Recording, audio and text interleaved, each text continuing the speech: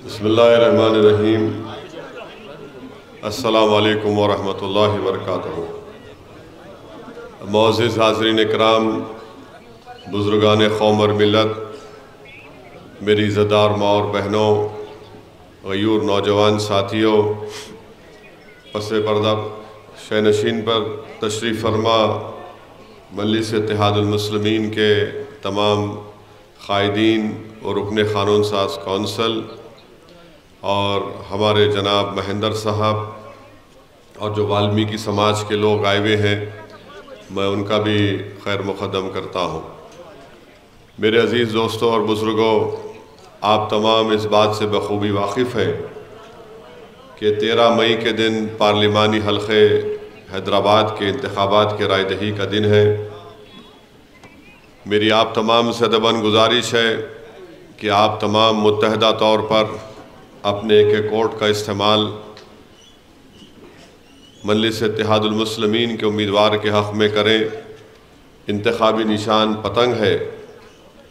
मैं आपके बात ज़रूरी समझता हूँ बताना कि 13 को पोलिंग है और 13 तारीख़ मंडे का पीर का दिन है।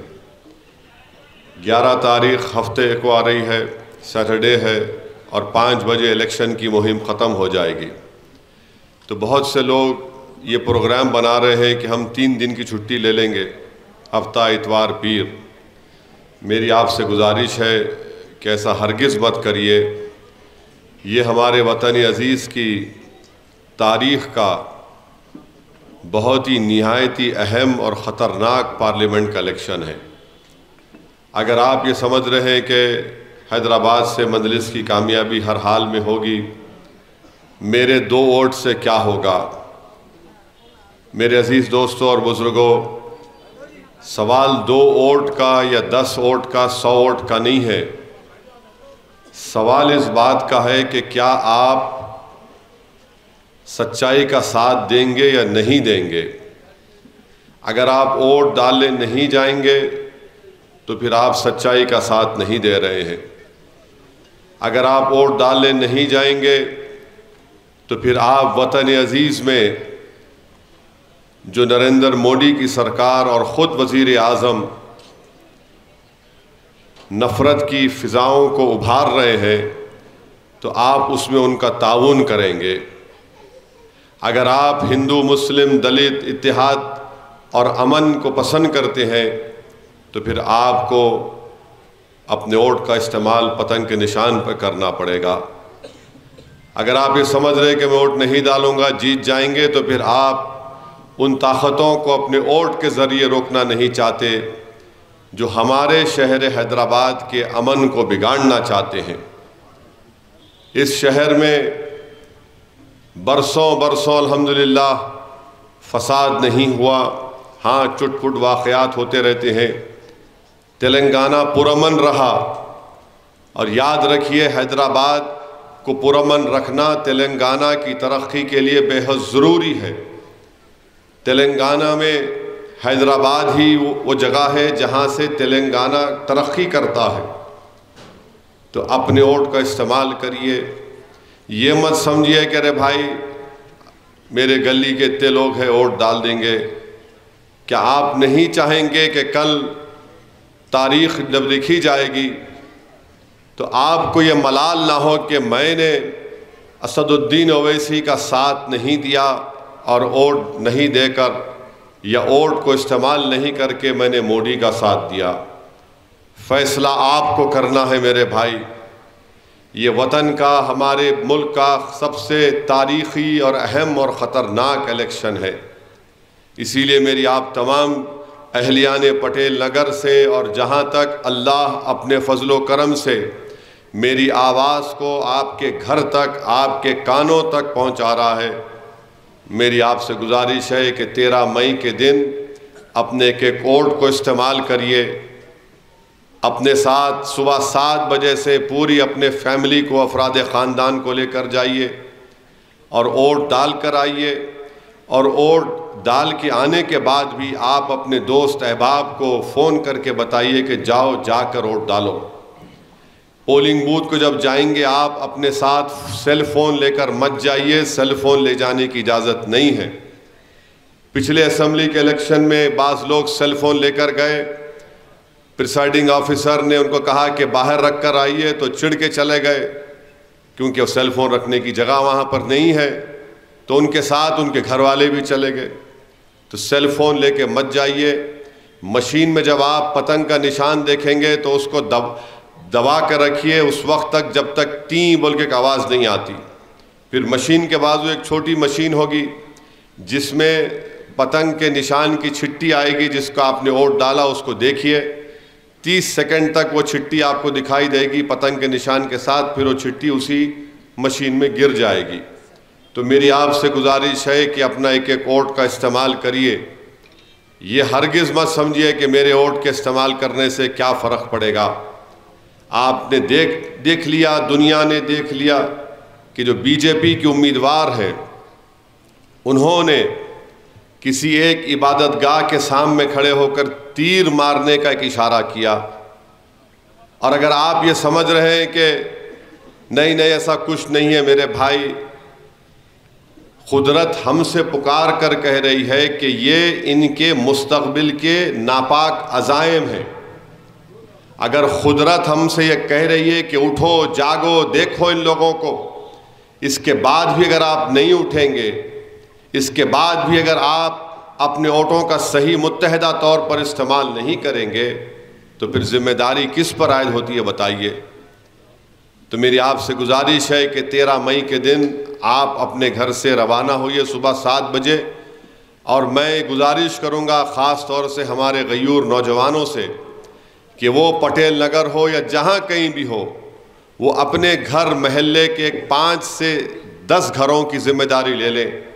और उनका काम सिर्फ ये होना कि पहले वोट डालकर आएंगे, उसके बाद इन 5 से 10 घर के ज़िम्मेदारों को वो जाकर उनको बोलते रहेंगे, तरगीब देंगे कि चलिए निकलिए, आप जाकर वोट डालिए।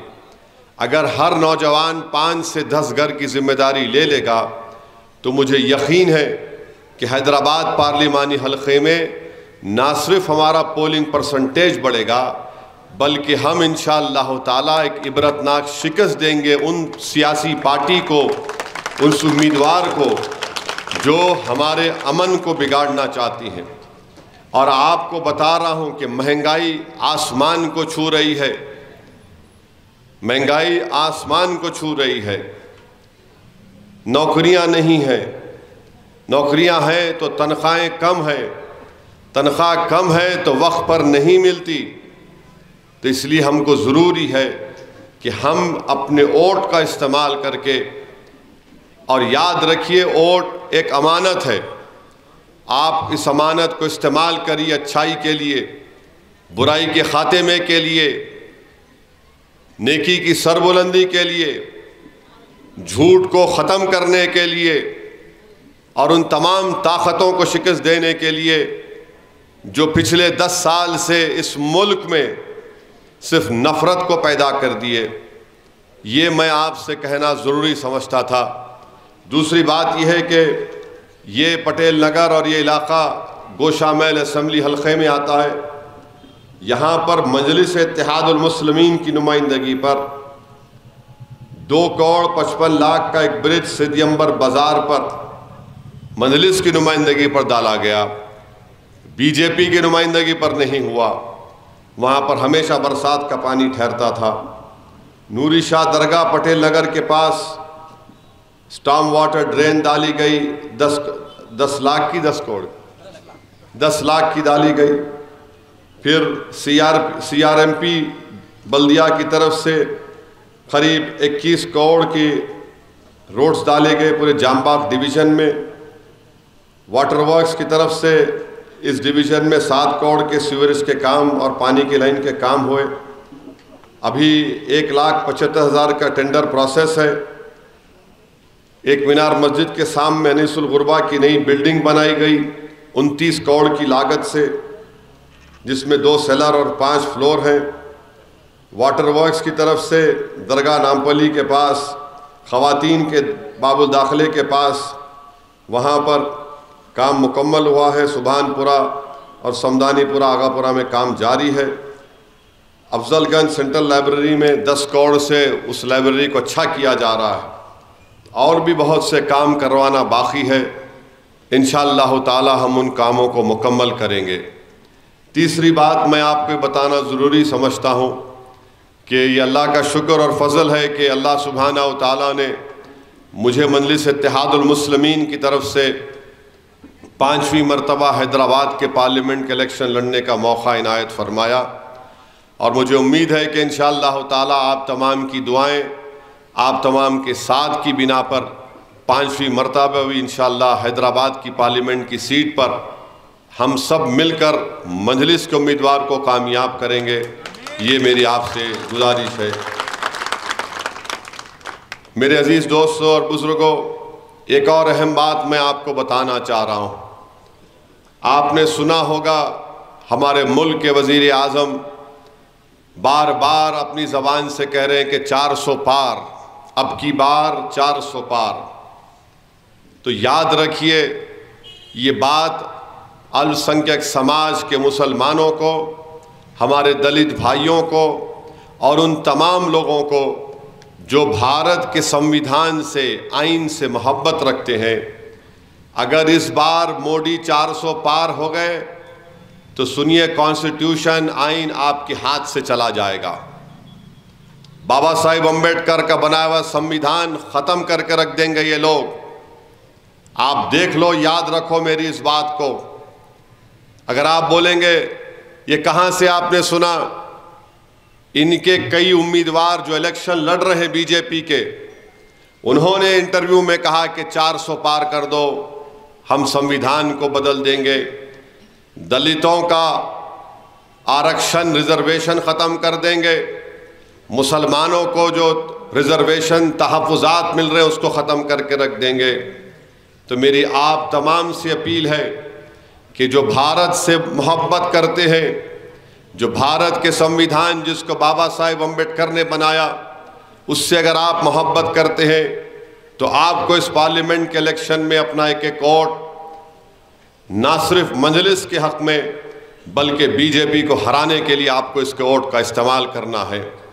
मेरे अजीज़ दोस्तों और बुज़ुर्गों, आप जानते हैं कि भारत के आइन में दफ़ा 29 और 30 है। उसके तहत अक़लियतों को, और अक़लियतें सिर्फ मज़हबी नहीं होती, अक़लियतें मज़हबी भी होती हैं और अक़लियतें ज़बानी माने लिंग्विस्टिक भी होती हैं। मिसाल के तौर पर अगर कोई तमिलनाडु का शख्स हैदराबाद में स्कूल खोलना चाहता है तो हमारे आइन और दस्तूर की दफ़ा 30 के तहत वो उसको इजाज़त मिलती है, क्योंकि वो तमिल ज़बान का बोलने वाला है और हैदराबाद में माइनॉरिटी है, उसको खोलने की इजाज़त मिलती। नरेंद्र मोदी और बीजेपी इस सेक्शन को 29 और 30 को ख़त्म कर देंगे। दफ़ा 30 के तहत मदरसे खोले जाते हैं, दफ़ा 30 के तहत तालीमी इदारे खोले जाते हैं। अक़लियतों को अपनी तालीमी पसमानदगी को दूर करने का एक मौका मिलता है। मजलिस इत्तेहादुल मुस्लिमीन ने मरहूम क़ायद सालार मिल्लत की क़ियादत में उनके ज़माने में डेक्कन मेडिकल कॉलेज खोला, engineering college, MBA, MCA, B pharmacy, school of architecture, hospital management में MBA, ये सब दस्तूर की दफ़ा 30 के तहत खोले गए हैं। ये करना चाहती है बीजेपी, दलितों से उनका आरक्षण, रिजर्वेशन छीन लो, संविधान को बदलो और बेसिक स्ट्रक्चर जो है हमारे आइन का, बीजेपी उस बेसिक स्ट्रक्चर के खिलाफ है। बेसिक स्ट्रक्चर क्या है? चैप्टर 3 है फंडामेंटल राइट्स का, बीजेपी बोलती बेसिक स्ट्रक्चर नहीं है। तो इसीलिए हमारे आइन को खतरा है। 400 पार का मतलब आइन चला जाएगा, कुछ भी नया आइन बनाकर लेकर आएंगे। तो इसलिए ये इलेक्शन बहुत अहम है आपके लिए। और आखिरी बात जो मैं आपसे अर्ज़ करके यहाँ से एक और जलसे में चले जाऊँगा, वो ये है मेरे अजीज़ दोस्तों और बुज़ुर्गों, हमारे मुल्क के वज़ीर आज़म ने जो तकरीर की, जो भाषण दिया, वो तो ऐसा नज़र आ रहा था कि कोई सड़क पर बैठने वाला भी उस तरह की ज़बान इस्तेमाल नहीं करता। नरेंद्र मोदी ने कह दिया, क्या कहा उन्होंने कि भारत के 17 करोड़ मुसलमान घुसपैठी है। भारत के मुस्लिम खवातीन ज्यादा बच्चे पैदा करती हैं और मोदी ने आगे बढ़कर कह दिया कि हमारे हिंदू बहनों के गले से मंगलसूत्र निकालकर मुसलमानों को दिया जाएगा। आप बताइए कि नरेंद्र मोदी मुस्लिम अक़लियत के वजीर आज़म नहीं है? क्या नरेंद्र मोदी मुस्लिम खवातीन के वजीर आज़म नहीं है? क्या नरेंद्र मोदी सिर्फ एक हिंदुत्व आइडियोलॉजी के मानने वालों के वजीर आज़म है? क्या कोई इस तरह की जबान इस्तेमाल करता है? नफरतों को फैलाना ये मोदी का काम रहा है। 2002 से यही काम कर रहे हैं और आज आप देखते हैं कि ये बोलना घुसपैठी 17 करोड़ है। मोदी जी घुसपैठी कैसा है? इनके 10 साल के दौरे हुकूमत में 14 मरतबा पार्लियामेंट में सवाल पूछा गया कि डेटा दो, कितने घुसपैठी है, जिसमें मेरा भी सवाल था, एक जवाब नहीं आया। मुस्लिम खवातीन बच्चे पैदा कर रही हैं, झूठ। मोदी हुकूमत का डेटा बता रहा है कि मुस्लिम खवातीन का TFR रेट, फर्टिलिटी रेट गिरा है। इस मुल्क में कभी भी मुसलमान हिंदू भाइयों से बढ़ के आबादी नहीं होगी। मुसलमानों की आबादी शायद 18-19% पे रुक जाएगी, 17% पे। हमारे हिंदू भाइयों की 79% पर रुक जाएगी। मगर डर दिलाना, देखो ये मुसलमान तुमसे आगे बढ़ जाएंगे। मेरे अजीज दोस्तों और बुजुर्गों, 10 साल में क्या मिला भारत के लोगों को? नौजवान बेरोजगार है, बेरोजगारी उसका मुकद्दर बन गया। कब तक आप बीजेपी को इस बात की इजाजत देंगे कि इबादत गाहों के नाम पर आपके रोजगार के मौके खत्म कर दिए जाएं? कब तक आप नरेंद्र मोदी को, RSS को मौका देंगे कि मस्जिद और मंदिर के नाम पर नफरतों की दीवारों को उठा दिया जाए? कब तक आप नरेंद्र मोदी को इस बात की और बीजेपी को इस बात की इजाजत देंगे कि दोनों कम्युनिटीज को लड़ाओ और अपनी सियासी रोटी सेको? ये भारत की आवाम को फैसला करना है। अगर तुम असदुद्दीन ओवैसी को गाली देकर, मेरे चेहरे पर थूक कर या मेरी गाड़ी पर गोली मार कर तुम्हारे बेटे को नौकरी मिलती है तो बताओ, नौकरी मिली तुम लोगों को? तुम्हारे घर में चिराग जलाने के लिए तेल मिला तुमको? तुमको बैंक से लोन मिला? नहीं मिला। ये सिर्फ भारत के नौजवानों को एक मकसद दे दिए कि नफरत पैदा करो, नफरत पैदा करो। मेरे भाई, मोदी बोलते इस मुल्क में वोट बैंक है। इस मुल्क में कभी मुस्लिम वोट बैंक नहीं था, ना कभी रहेगा। इस मुल्क में एक ही बैंक है और नरेंद्र मोदी ने उस बैंक से अपने दोस्तों को 6000 करोड़ का लोन दिलाया। कितना? 6000 करोड़ का लोन। एक गरीब, चाहे वो दलित हो, हिंदू हो, मुसलमान हो, आदिवासी हो, अगर वो बैंक को जाएगा कि 10 लाख का लोन चाहिए तो 10 लाख के लोन के लिए उसको 25-30 मरतबा झक मारना पड़ता बैंक के पास। मगर यहां पर 6000 करोड़ का लोन 10 साल में नरेंद्र मोदी ने अपने चाहने वालों को दे दिया। बताइए देश कहां जाएगा फिर? किस राह पर मुल्क चला जाएगा? तो मेरी आपसे गुजारिश है कि ये पार्लिमानी इलेक्शन बहुत ही अहम और तारीख साज इलेक्शन होगा। मेरी आप तमाम से गुजारिश है कि आप अपने एक एक वोट का इस्तेमाल करिए। और मैं आखिर में अपनी बात को ख़त्म करने से पहले ये बार बार, हाँ मोदी एक बोल रहे रिजर्वेशन मुसलमानों का। अरे मोदी जी, रिजर्वेशन मुसलमानों का मजहब की बुनियाद पर नहीं दिया गया। तेलंगाना और आंध्रा में है, उनको दिया गया, जिनको नहीं मिल सकता। आप नफरत पैदा कर रहे हैं। क्या 4% रिजर्वेशन जो मुस्लिम अक़लियत को तेलंगाना में मिल रहा है, क्या वो दलितों का हक छीन कर मिल रहा है? क्या वो हमारे ओबीसी भाइयों के हक छीन कर दिया जा रहा है? नहीं। मगर नरेंद्र मोदी बात करते हैं। तो मेरे अजीज दोस्तों और बुजुर्गों, ये नफरत फैलाना है। और मैं उम्मीद करता हूं कि ना सिर्फ तेलंगाना बल्कि आंध्रा की आवाम भी तेलुगु देशम चंद्राबाबू नायडू चंद्रुडू को सबक सिखाएगी। वहाँ पर तेलुगु देशम जनसेना वो एक्टर और हिंदुस्तान का बल्कि दुनिया का सबसे बड़ा एक्टर है तो नरेंद्र मोदी है। अगर वो बॉलीवुड बंबई में फिल्मों में काम करता तो पूरे एक्टरों की दुकान को बंद कर देते। वो कह रहे हैं कि रिजर्वेशन। अरे बताओ चंद्राबाबू नायडू, तुम्हारा पोजीशन क्या है? क्या तुम खड़े रहकर बोल सकते कि नरेंद्र मोदी की बात को हम नहीं मानेंगे? जगन मोहन रेड्डी अगर जीतेगा, जो मुझे यकीन है इंशाअल्लाह, तो यकीनन जगन मोहन रेड्डी आंध्रा में रिजर्वेशन को जारी रखेगा। जगन मोहन रेड्डी ना सिर्फ रिजर्वेशन को जारी रखेगा बल्कि इस हमारे मुल्क के आइन को भी बचाने की कोशिश करेगा। तो मेरी आपसे गुजारिश है कि जहां तक मेरी आवाज़ पहुंच रही है, आप तमाम से मेरी अपील है कि 13 तारीख के दिन आप अपने के कोड का इस्तेमाल करिए। और मैं अपनी बात को इस बात पर ख़त्म करूँगा। एक हैदराबाद के एक मशहूर शायर थे हिमायतुल्लाह साहब, अल्लाह उनकी मग़फ़िरत करे। वो जिंदा दिलान हैदराबाद के बड़े मशहूर शायर थे। तो ज़रा सुन लीजिए, क्योंकि आजकल सब लोग बोलते असदुद्दीन ओवैसी भड़काऊ भाषण देते।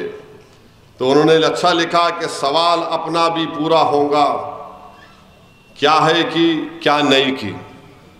सवाल अपना भी पूरा होगा, क्या है कि क्या नहीं की।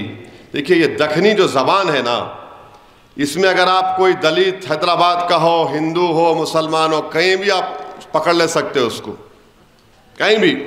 अब मैं एक बार दिल्ली के ट्रेन में जा रहा था, वो मेट्रो एयरपोर्ट को, तो मैं इस तरफ बैठा हुआ था, लोग नहीं देखे। सामने से एक साहब गुफ्तगू शुरू करे फ़ोन पे, तो पीछे से एक बोला, अरे खट्टी दाल है जी इन्हें। तो सवाल अपना भी पूरा होगा, क्या है कि क्या नहीं की। ये मोदी को कब सुख होगा, क्या है कि क्या नहीं की।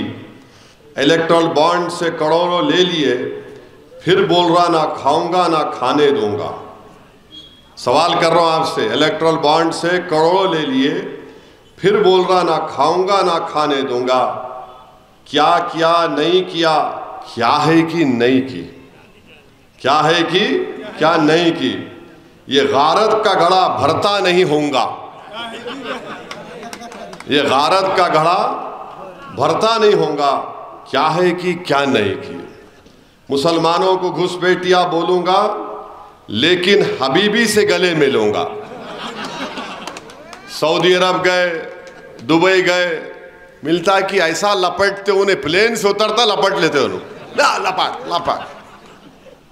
मुसलमानों को घुसपैठिया बोलूंगा, लेकिन हबीबी से गले मिलूंगा। अरे ठहर रे भाई, सुन तो सही, ठहरो ठहरो। हाँ कैफियत आ रही हो रही, क्या तो भी है। क्या है कि क्या नहीं की। हाँ चलिए वोट डालो, 13 को पुकारो न को। 22 घंटे काम करके मुल्क को, 22 घंटे काम करके मुल्क को बैगन में मिलाऊंगा। राजेंद्र साहब गाली तो नहीं है ना? कहाँ है राजेंद्र? चले गए। हाँ है ना, वो गाली तो नहीं है। हाँ 22 घंटे काम करके मुल्क को बैगन में मिलाऊंगा, 5 साल और मिले तो फिर यही करूंगा। क्या है कि क्या नहीं की। मुल्क को कमजोर करूंगा, लेकिन इलेक्शन जीतूंगा, क्या है कि क्या नहीं की। तो ये बेचारे जो है इस तरह के कामा कर रहे। इस मुल्क को हमको बचाना है, मुत्तहिदा तौर पर मिलकर हम सबको इस वतन अजीज को बचाना है। हाँ मेरी आपसे, ठहरो भाई, क्या है, ठहरिए ना, ठहरिए। तो मेरी आपसे गुजारिश है, 13 मई के दिन अपने घर से निकलिए, अपने के कोड का इस्तेमाल करिए और पतंग के निशान पर बटन दबाइए और हैदराबाद की पार्लियामेंट की सीट पर मजलिस इत्तेहादुल मुस्लिमीन को कामयाब करिए। ये जलसा जारी रहेगा। मुझे